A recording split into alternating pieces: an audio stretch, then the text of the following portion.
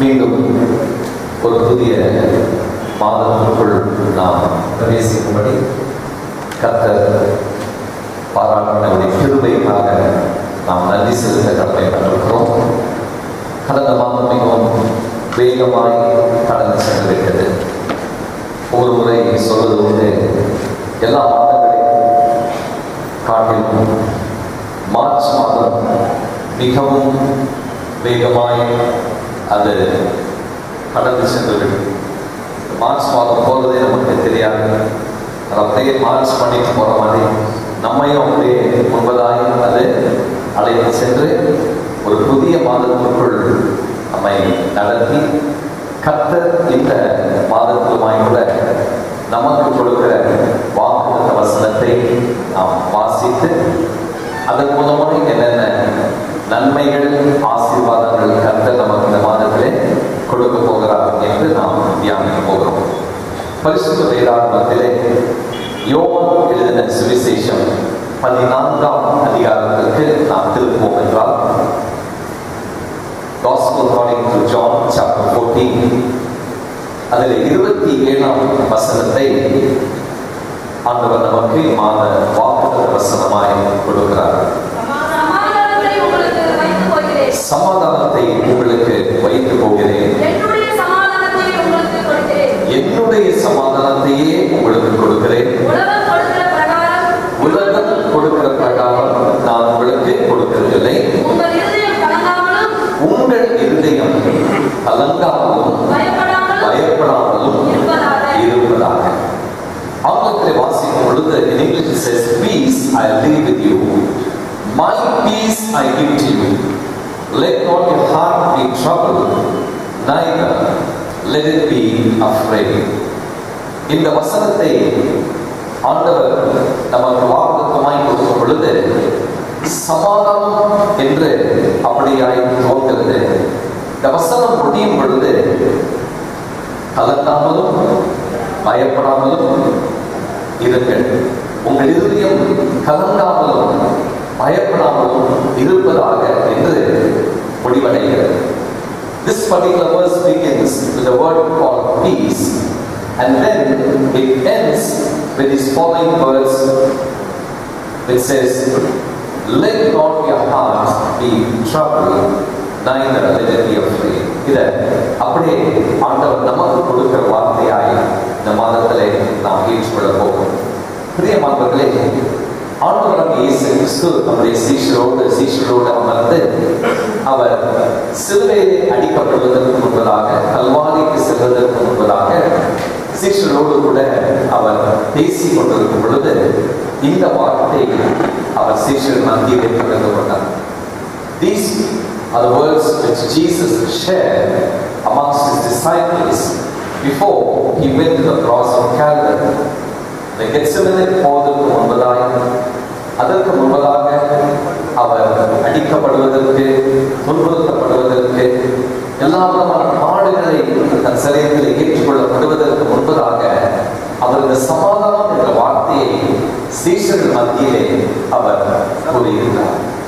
இந்த வசனங்களை வாசிக்கும் பொழுது அன்றைக்கு அல்லது இந்த வசனத்தை நாம் வாசிக்கும் பொழுது அன்றைக்கு ஆண்டவராகிய இயேசு கிறிஸ்து சீஷர்களோடு பகிர்ந்து கொண்ட ஒரு வாக்குத்தத்த வசனம் என்று ஒருவேளை நீங்களும் நானும் அப்படியாய் நினைப்போம் என்றால், இன்றைக்கு உங்களுக்கும் எனக்கும் கொடுக்கிற ஒரு வாக்குத்தத்த வசனமாய் இருக்கிறது என்பதிலே சந்தேகமே கிடையாது. அன்றைக்கு ஆண்டவராகிய இயேசு கிறிஸ்து சீஷர்களோடு பேசும் பொழுது சமாதானம் என்று துவங்கி அவர் சொல்றார், என்னுடைய சமாதானத்தை உங்களுக்கு கொடுக்கிறேன், my peace.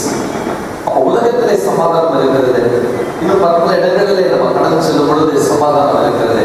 ஆனால் ஆண்டவர் குறிப்பாய் சொல்லுகிறார், என் சமாதானத்தை கொடுக்கிறேன், my peace. அந்த சமாதானத்தை அவர் கொடுக்கிறபடிதான் அந்த வசனம் முடியும் பொழுது உங்கள் இருதயம் கலங்காமலும் பயப்படாமலும் இருக்கிறார் அப்படின்னு சொல்லி முடிக்கிறார். தேவஜனமே அன்றைக்கு சீஷர்களுக்கு கொடுத்த அந்த வார்த்தை இன்றைக்கு உங்களுக்கும் எனக்கும் ஆண்டவர் இதை வாக்குத்தத்தமாய் அவர் கொடுக்கிறார். இந்த புதிய மாதத்திலே அவர் நம்மை பார்த்து சொல்லுகிற இந்த வார்த்தை சமாதானம், சமாதானம். உங்க இருதயம் கலங்க வேண்டாம், பயப்பட வேண்டாம்.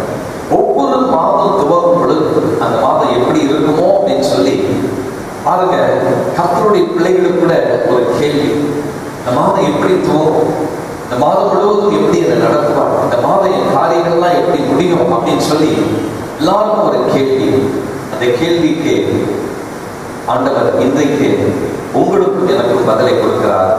என் சமாதானத்தை நான் உங்களுக்கு கொடுக்கிறேன். அதனால உங்க இருதயம் கலங்க வேண்டாம், உங்க இருதயம் பயப்பட வேண்டாம் அப்படின்னு சொல்லி கர்த்தர் இன்றைக்கு நம்மோடு கூட அவர் பேசிக் கொண்டிருக்கிறார்.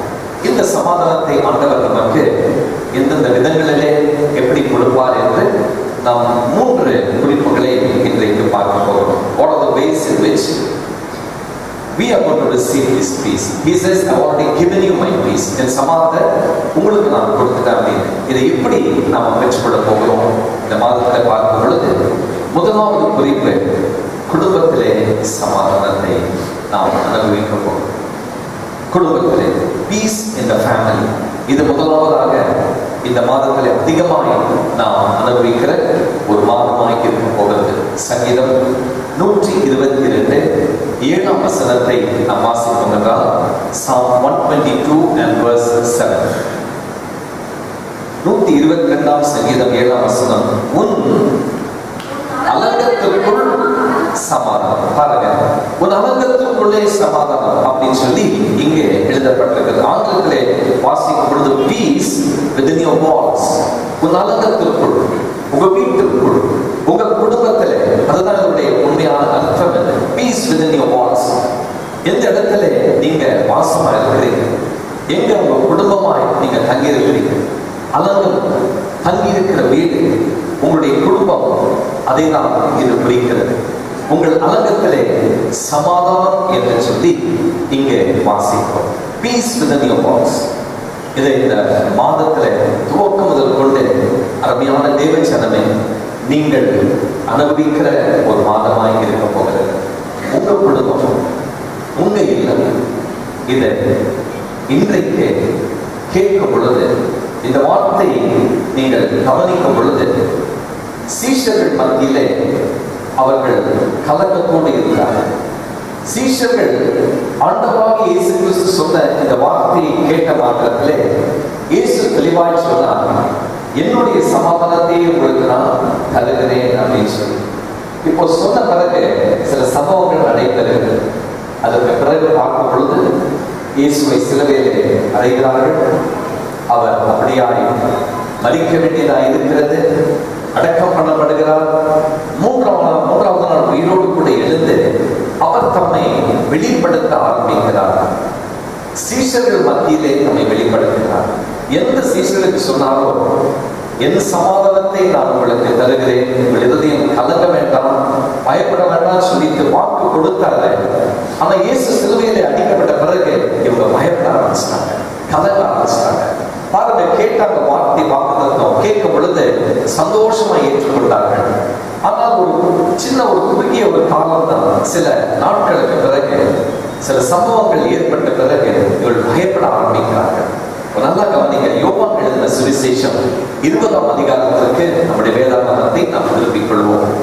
யோவான் 20ஆம் அதிகாரம், John chapter 20, அதுல 19ஆம் வசனத்தை நான் வாசிக்கிறேன்.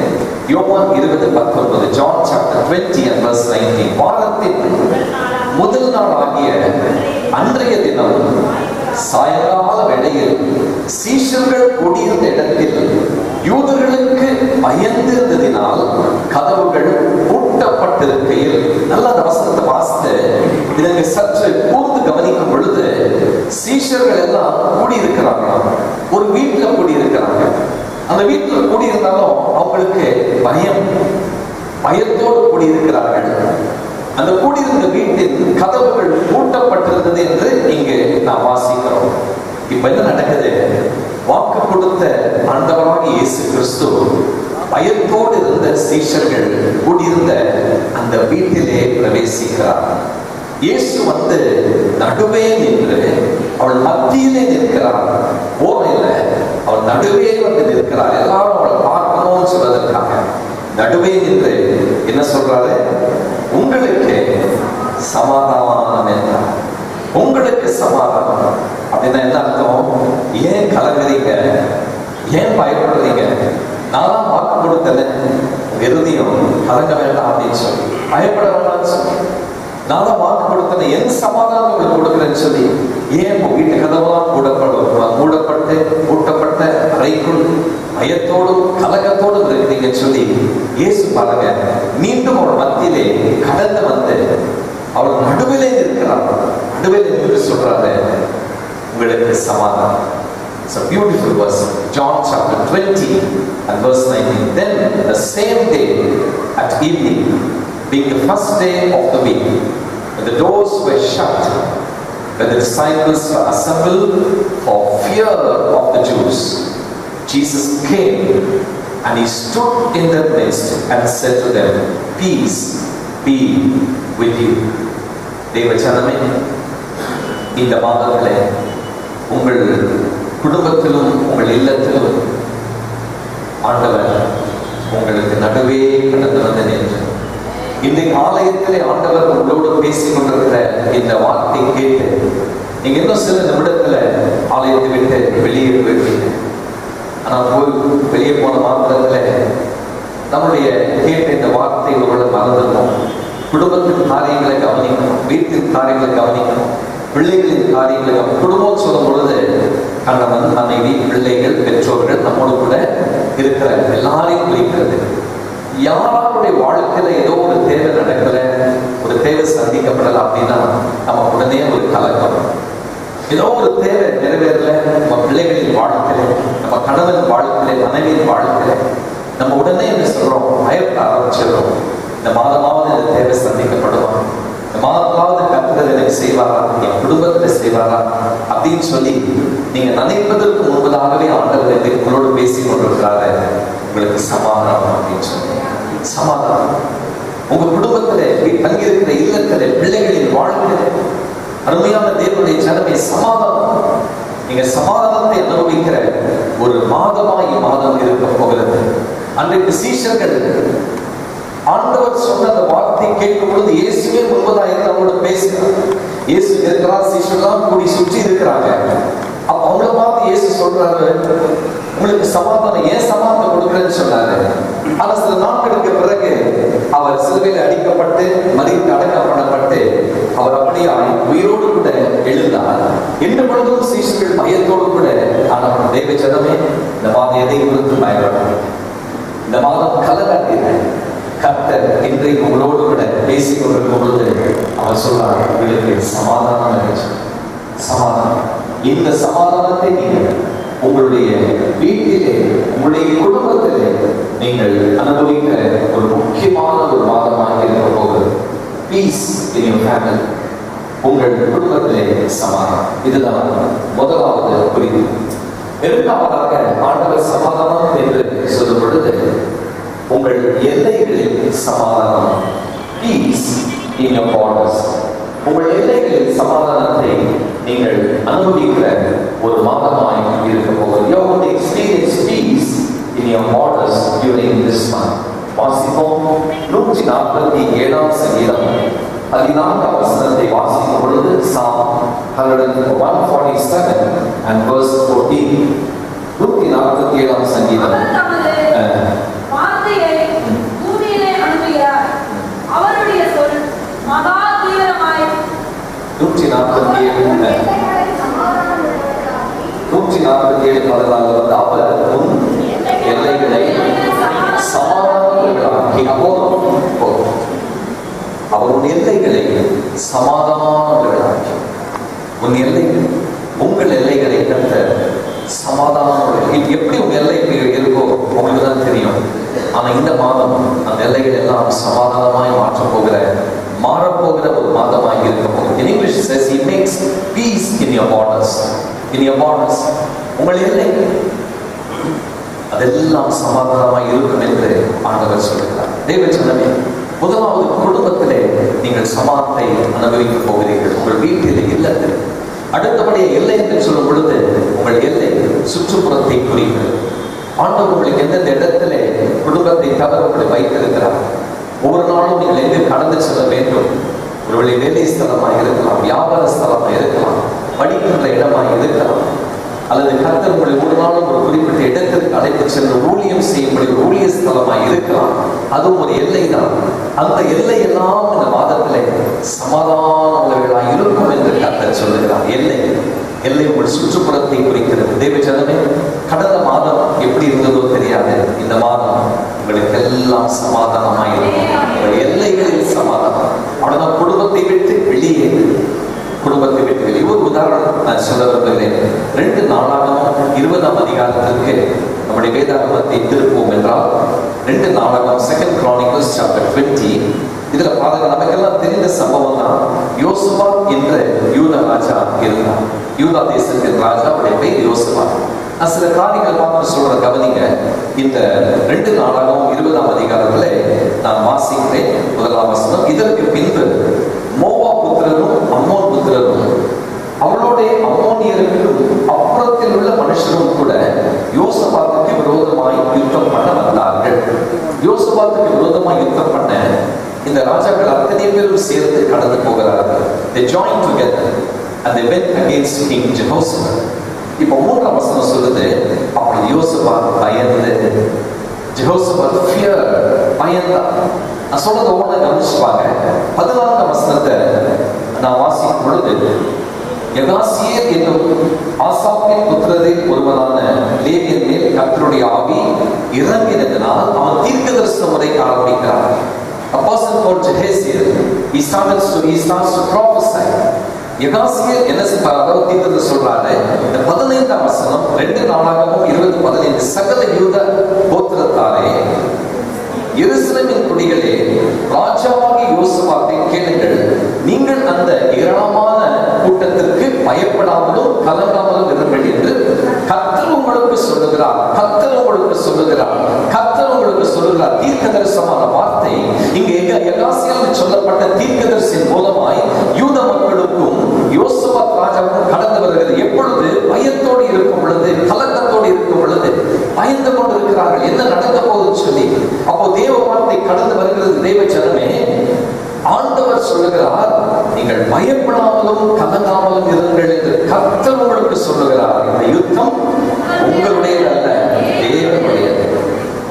22ஆம் வசனத்தை வாசிக்கிறேன். அவர்கள் பாடி துதி செய்த தொடங்கின போது யூதாவுக்கு விரோதமாய் வந்து பதிவிருந்த அம்மோன் புத்திரரையும் மோவா புத்திரரையும் சேயீர் மலை தேசத்தாரையும் ஒருவருக்கு விரோதமாய் ஒருவர் கர்த்தர் எழும்ப பண்ணினால், அவங்களே ஒருவருக்கு விரோதமாய் ஒருவர் எழும்புகிறார்கள். இதை கர்த்தர் செய்தார், கர்த்தர் எழும்ப பண்ணினார் என்று வேதம் இங்கு சொல்லுகிறது. அவளுக்குள் கர்த்தர் அந்த குழப்பத்தை ஏற்படுத்தினார். எந்த ராஜாவுக்கு விரோதமாய் இவர்களெல்லாம் கடந்து வந்தார்களோ அவங்க மத்தியிலே தேவனாகிய கர்த்தர் இந்த காரியத்தை ஏற்படுத்தினார். ஒருவருக்கு விரோதமாய் ஒருவரை கர்த்தர் எழும்ப பண்ணினதினால் அவர்கள் வெட்டுண்டு விழுந்து போனார்கள். எந்த எல்லையிலே சமாதானம் குறைவு இருந்ததோ, எந்த தேசத்தின் எல்லையிலே ஒரு ஆபத்து காணப்பட்டதோ, எந்த யோசபாத் ராஜா பயந்தானோ, யூத மக்கள் பயந்தார்களோ, அதே எல்லையிலே தேவனாகிய கர்த்தர் அந்த ராணுவம் உள்ளே பிரவேசிக்க கூடாதபடி, அந்த அதாவது ராஜாக்களும் சேர்ந்து யூதாவுக்குள் பிரவேசிக்காதபடி கர்த்தர் பிரவேசிப்பதற்கு முன்பதாகவே அவர்களுக்குள் என்ன செய்தாராம்? ஒருவரோடு ஒருவர் யுத்தம் செய்யும்படி ஆண்டவர் ஒரு காரியத்தை செய்தார். அவங்களுக்குள் அதெல்லாம் எல்லாம் ஒன்றா இருந்தாங்க. தேவனுடைய, அதாவது கர்த்தருக்கு பயந்திருந்த ராஜாவுக்கு விரோதமாய் இவங்களெல்லாம் கடந்து வந்தாங்க. இந்த ராஜா பயந்தாரு, ஆண்டவர் நோக்கி பார்த்தாரு, தெய்வ வார்த்தை கடந்து வந்தது. பிரியமானவர்களே, இப்ப பாருங்க 30ஆம் வசனத்தை வாசிக்கிறேன். verse 30, 2 Chronicles chapter 20 and verse 30. இவ்விதமாய் தேவன் சுற்றுப்புறத்தாரால் யுத்தம் இல்லாத இளைப்பாறுதலை அவனுக்கு கட்டளையிட்டதினால், யாருக்கு? யோசபாத்துக்கு. யோசபாத்தின் ராஜ்யபாரம் அமெரிக்கையாய் இருந்தது. அமெரிக்கா இருந்ததுன்னா சமாதானமாய் இருந்தது, கலக்கம் இல்லாமல் குழப்பம் இல்லாமல் இருந்தது. ஒரு பிரச்சனை ஆரம்பிச்சது, எல்லாம் வந்துட்டாங்க. ஆனா வேதம் சொல்லுகிற பிரகாரமாய் சமாதானம் நான் உங்களுக்கு கொடுக்கிறேன் சொன்ன தேவனாகிய கர்த்தர் அந்த சூழ்நிலை மத்தியிலே யோசபாத் ராஜாவும் யூத தேசத்தின் மக்களும் சமாதானத்தோடு இருக்கும்படி அவனுடைய எல்லைகளெல்லாம் ஆண்டவர் சமாதானத்தை கட்டளையிட்டார். அமெரிக்கையா இருந்து அப்படின்னு சொல்லி ஒரு வார்த்தை. அமெரிக்கையா சொல்லும் பொழுது தமிழ்ல அதுக்கு சமாதானம். ஆங்கிலத்தில் வாசிக்கிற பாருங்க 30ஆம் வசனம். Then the kingdom of Jehoshaphat was at peace, for God gave him rest on every side. Every side. ஆங்கிலத்தில் ரொம்ப அதாவது தெளிவா எழுதப்பட்டிருக்கிறது. எப்படி சைட்னா 4 பக்கமும், ஒரு எல்லைக்கு 4 பக்கம் இருக்கிறது இல்லையா? கிழக்கு, மேற்கு, தெற்கு, வடக்கு, அந்த 4 திசையிலும் on every side God gave peace. தேவ ஜனமே, இன்னைக்கு நீங்க எப்படிப்பட்ட சூழ்நிலையிலே இருந்தாலும் இந்த மாதத்திலே இந்த காரியம் எப்படி நடக்கும், அந்த காரியம் நடக்கும், இங்க இந்த செய்தி எப்படி வரும், ஒரு தூரதேச செய்தி எப்படி வரும், கிழக்குல இருந்து மேற்கிலிருந்து, கவலைப்படாதீங்க, எல்லாம் சமாதானமா இருக்கும் என்று கர்த்தர் இன்னைக்கு சொல்லுகிறார். நீங்கள் ஒருவேளை நல்ல ஒரு வியாபார ஸ்தலத்திலே, ஒரு முக்கியமான இடத்துல, முக்கியமான பொறுப்புல, ஒரு வேலையில, அது நல்ல அதாவது படிப்பின் காரியத்தில் எங்கெங்க கர்த்தர் வைத்து மீண்டும் சொல்ற ஊழியத்தை குறித்து ஆண்டவர் சொல்றாரு தெளிவாய், இந்த மாதம் ஊழியத்தின் எல்லைகள் எல்லாம் சமாதானமாய் கர்த்தர் தெளிவாய் சொல்லுகிறது. அதை தேவச்சந்திரன் நீங்க எப்படிப்பட்ட ஊழியத்தை செய்து கொண்டால் அந்த சமாதானத்தை வியாபார ஸ்தலத்திலே, உங்கள் வேலை ஸ்தலத்திலே, இது எல்லை குறிக்கிறது. எல்லை கர்த்தர் உங்கள் எல்லை சுற்றிலும் சமாதானம். இதுதான் 2வது ஆசீர்வாதம். கடைசியா ஒரே ஒரு ஆசீர்வாதத்தை சொல்லி முடித்து நாம் கர்த்தருடைய பந்தியிலே பகுகிறோம். இது கொஞ்சம் நமக்கு கேட்கும் பொழுது ஆச்சரியமா இருக்கும். 3வது, பிரியமானவர்களே, ஆலயத்தில் சமாதானம். தேவ ஆலயத்தில் சமாதானம். பீஸ் இன் தி லார்ட்ஸ் சாங்சுவரி. பீஸ், தேவ ஆலயத்திலே சமாதானம். இந்த கடைசி குறிப்பை சொல்லும் பொழுது பொதுவாக தேவ ஆலயத்திற்கு அநேகர் கடந்து வருவாங்க. பற்பல தேவையோடு கடந்து வருவாங்க, உடைக்கப்பட்ட உள்ளத்தோடு கடந்து வருவாங்க, கண்ணீரோடு கடந்து வருவாங்க, பாரத்தோடு கடந்து வருவாங்க. எங்க போனாலும் எனக்கு ஒரு பதில் கிடைக்காது, ஆனா ஆலயத்திற்கு போனா கர்த்தர் என்னோடு பேசுவாங்க. அநேகர் சொல்லியிருக்காங்க, ஆராதனத்துல அந்த பாடல் மூலமா கர்த்தர் என்னோடு பேசுறாங்க. செய்தி இல்லை, செய்திதான் தூங்குவதற்கு முன்பதாக வர்ஷிப் எடுக்கும் போது ஒரு வார்த்தை வந்தது, கர்த்தரோடு பேசிட்டாரு. அவங்க எப்படிப்பட்ட பிரச்சனையோடு, பாரத்தோடு, கண்ணீரோடு, கவலையோடு வந்தாலும் தெரியாது, அந்த பாடல் மூலமா கர்த்தர் பேசுறாரு. அந்த ஒரு வார்த்தை போதும், அப்புறம்தான் செய்தி. செய்தி மூலமா கர்த்தர் பேசுறாரு. கொடுக்கப்படுகிற ஒரு வார்த்தை, வாக்குத்தத்தம் இதுதான் ஆண்டவர் கொடுக்கிற வார்த்தை. சொன்னா அதை ஆண்டவர் எனக்கு தான் கொடுத்தாரு. ஆலயத்திலே சமாதானம். தேவ ஜனமே, தேவ ஆலயம் என்று சொல்லும் பொழுது ஏதோ நாம கடமைக்காக போகிற ஒரு இடம் அல்ல. நல்லா நினைச்சுக்கோங்க, நம்ம வார்த்தை ஒரு நாள் தான் தேவாலயத்திற்கு வரும், கடமைக்காக வரல. நம்ம ஆண்டவரை நேசிக்கிறபடினாலும் அவரை கனப்படுத்த நம்ம வரோம். ஏன் அவரை கனப்படுத்த வரோம்னா, நமக்கு ஆலயத்துல வரும் பொழுது அவர் நமக்கு நன்மைகளை வைத்திருக்கிறார். வாசிப்போம். ஆகாய் 2ஆம் அதிகாரம் 9ஆம் வசனம். The book of Haggai chapter 2 and verse 9. ஆகாய் 2ஆம் அதிகாரம் 9ஆம் வசனம். முந்தின ஆலயத்தின் மகிமை பார்க்கிலும் இந்த பிந்தின ஆலயத்தின் மகிமை பெரிதாயிருக்கும் என்று சேனைகளின் கர்த்தர் சொல்லுகிறார். இவ்விடத்தில் சமாதானத்தை கட்டளையிடுவேன் என்று சேனைகளின் கர்த்தர் உரைக்கிறார் என்று சொல் என்றார். இவ்விடத்தில் சமாதானத்தை கட்டளையிடுகிறேன். எங்க? ஆலயத்துல பாருங்க, தீர்க்கதரிசனமான வார்த்தை கடந்து வருகிறது. ஆண்டவர் சமாதானத்தை கட்டளையிடுகிற ஒரு இடம் தேவனுடைய ஆலயம். தேவ ஆலயங்களை கர்த்தருடைய பிள்ளைகள் வரும் பொழுது அங்கு கர்த்தர் சமாதானத்தை கட்டளையிடுகிறார். மறந்துவிடக்கூடாது, உங்களுக்காக சமாதானம் கட்டளையிடப்படுகிறது. இந்த வசனத்தை வாசிக்கும் பொழுது முந்தின ஆலயத்தின் மகிமை பார்க்கிலும் இந்த பிந்தின ஆலயத்தின் மகிமை பெரிதாக இருக்கும் என்று சேனைகளின் கர்த்தர் சொல்லுகிறார். இவ்விடத்தில் தேவனுடைய ஆலயத்தில் சமாதானத்தை கட்டளையிடுவேன் என்று சேனைகளின் கர்த்தர் உரைக்கிறார் என்று சொல் என்றார். Haggai chapter 2 and verse 9 says, the glory of this latter temple shall be greater than the former, says the Lord of hosts, and in this place I will give peace, says the Lord of hosts.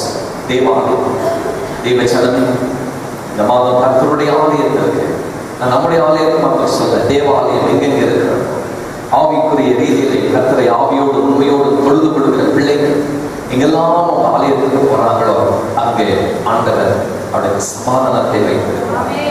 சமாதானமான வார்த்தை கடந்து சமாதானமான ஒரு சூழ்நிலைக்குள் காணப்படுவார்கள்.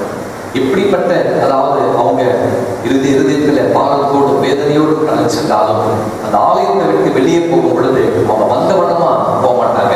வெளியே போகும்போது சமாதானத்தோடு போவாங்க. பிரியமானவர்களே, நான் ஒரு சில உதாரணத்தை சொல்ல விரும்புகிறேன். லூக்கா எழுதின சுவிசேஷம் 2ஆம் அதிகாரம் 29ஆம் வசனத்தை நாம் எடுத்துக்கொள்வோம். Luke chapter 2 and verse 29. லூக்கா 2:29 வாசிக்கும் பொழுது சிமியோன் என்று சொல்லப்பட்ட ஒரு நபரை குறித்து இங்கு ஒரு சிமியோன். இந்த சிமியோன் பாருங்க, அவர் நீதி உள்ளவர். இந்த சிமியோன் தேவ பக்தி உள்ளவர். ஆண்டவருடைய ஆலயத்திலே இவர் இருந்தார் என்று வேதம் சொல்லுகிறது. பிரியமானவர்களே, இந்த லூக்கா எழுதின சுவிசேஷத்துல நாம 2ஆம் அதிகாரத்திற்கு நீங்க எல்லாம் திருப்பி இருக்கீங்க. ஒரு வசனத்தை வாசிக்கிற பாருங்க. 27ஆம் வசனத்தை நான் சொல்லுவோம். அவன் ஆவியின் ஏவுதலினால் தேவாலயத்திலே வந்திருந்தான். எங்க வந்திருந்தான்? தேவாலயத்திலே இந்த சிமியோன் வந்திருந்தான். இப்ப பாருங்க 29ஆம் வசனம். ஆண்டவரே, உமது வார்த்தையின்படி உமது அடியேனை இப்பொழுது சமாதானத்தோடே போக விடுகிறேன். உம்முடைய வார்த்தையின்படி உம்முடைய அடியனாகி என்னை இப்பொழுது சமாதானத்தோடே போக. எங்க இருக்கிறார்? தேவாலயத்தில் இருக்கிறார். தேவாலயத்தில் காத்து கொண்டிருந்தார். அங்க இருக்கிற சிமியோன் அவன் ஆண்டவரை பார்த்து சொல்றாரு, ஆண்டவரே, நான் இதுதான் காத்து சொன்னேன் அப்படின்னு சொல்றாரு. அவர் கரத்துல ஆண்டவராக இயேசு கிறிஸ்துவை அவர் ஏற்றுக்கொண்டு ஆண்டவரை நோக்கி பார்த்தாருன்னா, இந்த நாளுக்காக நான் இதுக்குதான் காத்து கொண்டிருந்தேன் அப்படின்னு சிமியோன் சொல்லி ஆண்டவரை நோக்கி சொல்றார், உமது வார்த்தையின்படி உமது அடியேனை இப்பொழுது சமாதானத்தோடே நீ போக விடுகிறேன். நான் என்ன அந்த ஆலயத்திற்கு என்ன தேவையோடு என்ன நோக்கத்தோடு வந்தேனோ அதை நான் பெற்றுக்கொண்டேன். நான் சமாதானத்தோடு இருக்கிறேன் அப்படின்னு சொல்றாரு. Simeon says, Lord, now you are letting your servant depart in peace. For this I came to the house of God. For this I was waiting. Now I am leaving this place in peace. சமாதானத்தோடு தேவாலயத்தை விட்டு போகிறேன். அதுதான் ஒவ்வொரு முறை நீங்க இந்த மாதம் முழுவதும் கடந்து வரும் பொழுது நீங்க சமாதானத்தோடு தான் வெளியே போவீங்க. ஒரே ஒரு காரியம், அன்னாள் தேவாலயத்திலே அப்படியாய் கடந்து வந்தாலும் நமக்கு தெரியும். ஆனா பாருங்க, அன்னாள் வெளியே புறப்பட்டு போகும் பொழுது இந்த வசனம் தெளிவாய் சொல்லுகிறது. பிரியமானவர்களே, 1 சாமுவேல் 1ஆம் அதிகாரத்திலே 18ஆம் வசனத்தின் கடைசி பகுதி, பின்பு அந்த ஸ்திரீ புறப்பட்டு போய் போஜனம் செய்தால் அப்புறம் அவள் துக்கமுகமாயில்லை. அவள் புறப்பட்டு போய் போஜனம் செய்தாள். நம்ம ஆயத்தமாக மாதத்தில் புறப்பட்டு போய் நாம போஜனம் செய்ய எல்லாம் சமாதானத்தோடு கருத்து நமக்கு அமைத்து கொடுக்கிறபடினாலே இனி நம்ம ஒருத்தரும் துக்கமுகமாக இருக்கவே கூடாது. ஒருத்தரும் துக்கமாக இருக்கக்கூடாது. ஆண்டவர் வாக்கு கொடுத்தாரு. ஆண்டவர் என்ன இந்த மாதத்தை சொல்லியிருக்கிறார் பாருங்க, சமாதானத்தை உங்களுக்கு நான் வைத்து போகிறேன். உங்கள் இருதயம் கலங்காமலும் பயப்படாமலும் இருப்பதாக. Peace I leave with you. Let not your heart be troubled and neither let it be afraid. 3 விதத்திலே உங்கள் குடும்பத்திலே கற்ற சமாதானத்தை இந்த மாதம் கொடுக்கிற மாதமாக போகிறது. Peace in your family. Secondly, இரண்டாவது உங்கள் எல்லைகளிலே சமாதானம். Peace in your borders. மூன்றாவதை நாம் பார்த்து முடித்தோம், ஆலயத்திலே சமாதானம். Peace in the Lord's sanctuary. நாம் யாரும் எழுந்திருப்போமா? பிரியமானவர்களே, நாம் இப்பொழுது கர்த்தருடைய பந்தியிலே நாம் பங்கு பெறுகிற நேரம். எனவே பந்தி பரிமாறுகிற சகோதரர் தயவு செய்து மேம்படும்படி உங்களை அன்போடு நான் கேட்டுக்கொள்கிறேன். அவர்கள் எல்லாரும் அப்படியே ஜெப நிலைமையிலே நாம் காணப்படுவோமா? ஜெப நிலைமையிலே நாம் இருப்போம். நாம் பொழுதுமாய் கூட கர்த்தருடைய பந்தியிலே நாம் பங்கு பெற போகிறோம். கர்த்தாவே, இதோ எங்களை நாங்கள் ஆராய்ந்து பார்க்கிறோம்ப்பா. எங்களை ஆராய்ந்து பார்க்கிற ஆண்டவரே, இந்த நேரத்திலுமாய் கூட சமாதானத்தை குறித்து நாங்கள் கேட்ட இந்த வார்த்தையின்படி இந்த மாதம் முழுவதும் எல்லாவற்றையும் ஆண்டவரே எங்களுக்கும் எங்கள் குடும்பத்தினருக்கும் எங்கள் எல்லைகளிலும் சுவாமி ஆலயத்திற்கு வரும் பொழுதெல்லாம் நீ சமாதானம் முடித்து கொடுப்பேன் என்று சொல்லி நன்றி.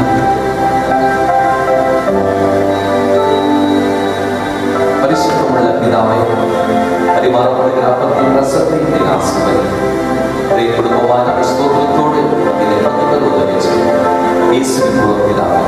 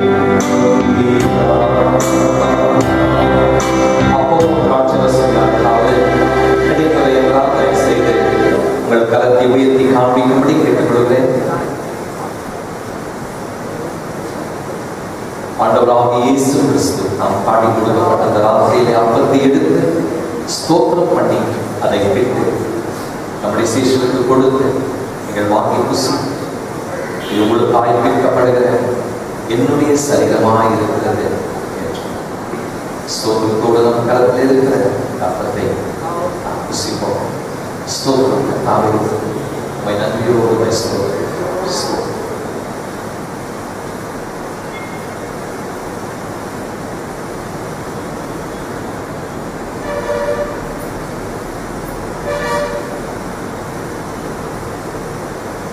அந்தபடியே பாத்திரத்தையும் எடுத்து ஸ்தோத்திரம் பண்ணி அதை சீஷர்களுக்கு கொடுத்து எல்லாரும் முதலை பாவம் பண்ணுங்க, பாவம் மன்னிப்புக்காகபடி அநேகருக்காய் சிந்தப்படுகிற புது உடன்படிக்கைக்குரிய என்னுடைய ரத்தமாக இருக்கிறது. ஸ்தோத்திரத்தோடு நம் கரத்தில் இருக்கிற ரசத்தை நாம் பானம் பண்ணுவோம். ஸ்தோத்திரம்.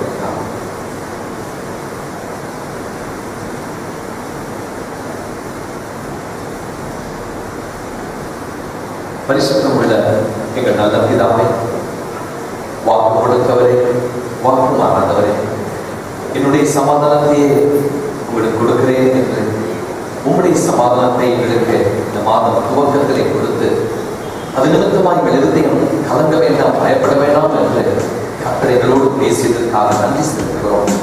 அதை முழுவதுமாய் நாங்கள் ஏற்றுக்கொள்கிறோம். கர்த்தர் இப்படி வந்த தேவ பிள்ளைகளுக்கு கொடுத்த அந்த வாக்குத்தையும் வரையில்லாமல் இருக்கிற மற்ற திருச்சபை விசுவாசிகளை நினைவு கூர்ந்து ஆண்டவரே நீங்கள் அனைவருக்கும் இந்த மாதத்திலே கொடுத்த வார்த்தை என்று மனப்பூர்வமாக ஏற்றுக்கொண்டு இன்றைக்கு தேவாலயத்தில் நாங்கள் புறப்பட்டு போகும் பொழுது கர்த்தாவே சமாதானத்தோடு ஆண்டவரே முகத்திலே எந்த விதத்திலும் எந்த விதமான ஆண்டவரே அப்பா பிதாவே வேதனை கவலை இல்லாதபடி இதற்காக நாங்கள் வந்தோம் என்று சொல்லி அதை பெற்றுக்கொண்டோம் என்று நாங்கள் ஸ்தோத்திரத்தோடு நாங்கள் செல்கிறோம். யாவரையும் ஆசீர்வதியும். இந்த வாரம் முழுவதும் எங்களோடு கூடிய முக்கியமாக இந்த நாளிலே பிறந்த நாளை கொண்டாடுகிற கர்த்தருடைய பிள்ளைகளுக்காக நாம் ஜெபிக்கிறோம். ஆண்டவரே இன்றைய பிறந்த நாளை கொண்டாடுகிற சகோதரி ரெஜினா சுரேஷ்காகவும் பர்சிஸ் கிறிஸ்டிக்காக ஜெபிக்கிறோம். கர்த்தரை கலந்த பிள்ளைகளோடு கூட இருந்து இந்த ஆண்டில் கொடுத்த வாக்குத்தத்த வசனம் ஆண்டவரே ரூத் 2ஆம் அதிகாரம் 12ஆம் வசனத்தின்படி உன் செய்கைக்கு தக்க பலனை கர்த்தர் உனக்கு கட்டளையிடுவாராக. இஸ்ரவேலின் தேவனாகிய கர்த்தருடைய சட்டைகளின் கீழ் அடைக்கலமாய் வந்த உனக்கு கர்த்தரால் நிறைவான பலன் கிடைப்பதாக சொன்ன வார்த்தையின்படி உடைய பிள்ளைகளுக்கு நிறைவான பலனை நீ கொடுக்கிற ஒரு ஆண்டாய் இருக்க போவதற்காக ஸ்தோத்திரம். இவர்களின் குடும்பத்தை ஆசீர்வதியும் கர்த்தாவே. பரிச்சேர்ந்த பிள்ளைகளுக்காய் எழுதி கொண்டிருக்கிற பிள்ளைகளுக்காக ஜெபிக்கிறோம். கர்த்தர் தாமே பிள்ளைகளோடு கூட இருந்து ஞானமும் நல்ல ஞாபக சக்தியும் கொடுத்து சரீர சுகத்தையும் பலத்தையும் தந்து கர்த்தர் நல்ல விதத்தில் எங்கள் பிள்ளைகள் தொடர்ந்து எழுத போகிற பரீட்சைகளை எழுத உதவி செய்யும். ஆசீர்வதியும். இந்த வாரம் முழுவதும் நடைபெறுகிற எல்லா ஆராதனையும் ஒழுங்குமுறைகளை பொறுப்பேற்றுக் கொள்வோம். இன்றைக்கு புறப்பட்டு போகிறோம் கர்த்தாவே எங்களோடு தீர்ப்பாக உமக்கு துதிகளை மகிமை செலுத்துகிறோம். மீட்பரும் இரட்சகருமாகிய இயேசு கிறிஸ்து நாமத்திலே வேண்டி ஜெபிக்கிறோம் எங்கள் பரமபிதாவே. நம்முடைய கர்த்தராகிய இயேசு கிறிஸ்துவினுடைய கிருபையும் பிதாவாகிய தேவனுடைய அன்பும் பரிசுத்த ஆவியானுடைய ஐக்கியமும் வழிநடத்துதலும் நம் அனைவரோடு கூட இன்றும் என்றும் சதா காலமும் இருப்பதாக. ஆமென். இறுதியாக என் ஆத்மாவை கர்த்தரை ஸ்தோத்திர பல்லவி பாடி ஒருவருக்கு நாம் வாழ்த்தி நாம் கடந்து செல்வோம்.